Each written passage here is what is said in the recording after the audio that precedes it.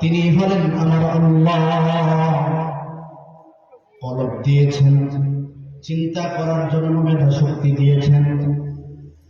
আল্লাহ পবিত্র কোরআনে বলেন, ওয়াল্লাহু আখরাজাকুম মিন বুতুনি উম্মাহাতিকুম লা তা'লামুনা শাইআ وجعل لكم السمع والأبصار والأفئدة لعلكم تشكرون।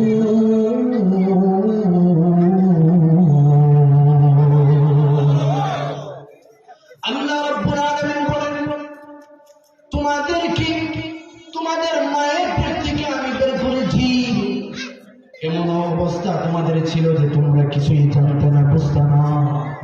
দয়াময় আল্লাহ আমাকে আপনাকে কর্ণ শক্তি দান করেছেন, দেখার জন্য দৃষ্টি শক্তি দিয়েছেন, অন্তর দিয়েছেন, যেন তোমরা আমার আল্লাহর শুকর আদায় করতে পারো। হে মুসলমান, কত নিয়ামত আমাকে আল্লাহ দান করেছেন, আপনাকে দান করেছেন। এগুলো বসে বসে গণবেন, গণে শেষ করা যাবে। আল্লাহ বলেন, ওয়া ইন তা'উদ্দু নি'মাতাল্লাহি লা তুহসুহা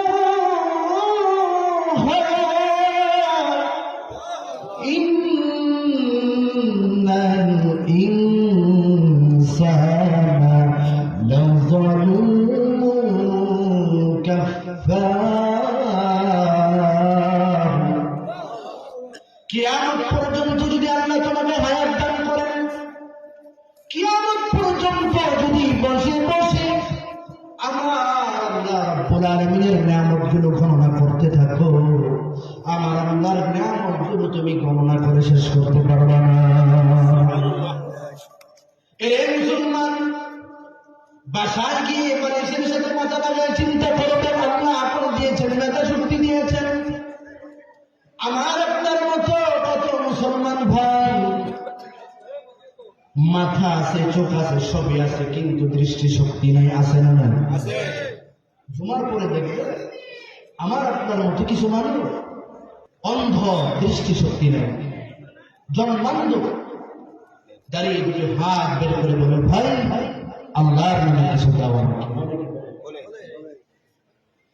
ওই জন্মান্ধ অন্ধ ব্যক্তির ঘরে একটা ছেলে আছে, একটা মেয়েও আছে, সারাদিন ভিক্ষা করে বাসায় সন্তানের জন্য মজা নিয়ে যায়। এ মুসলমান, দিলের কেমন লাগে শোনো,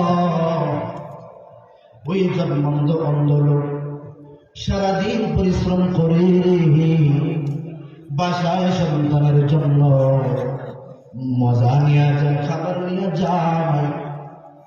ওই জন্মান্ধ অন্ধ ব্যক্তির সন্তান যখন মজা পায়, মজা পাওয়ার পর বাবার বুক জড়ায় বলে, আব্বু তুমি কতই না ভালো, কতই না সুন্দর, তুমি বাবা অনেক ভালো। ওই জন্মান্ধ আসমানের দিকে তাকায় বলে, মালিক তুমি আমার এমন জন্মান্ধ বানাইছ, তুমি আমার ছেলে দিছ, মেয়ে দিছ, এই সন্তান লম্বা না বেটে আমি দেখলাম না কখন, আমার সন্তানটা কালো না শ্যামলা কখনো দেখি না, এমন জন্মান্ধ বানাইছ, এই সন্তান কালো না সুন্দর, আমি আমার চোখ দিয়া সন্তানকে দেখতে পাই না।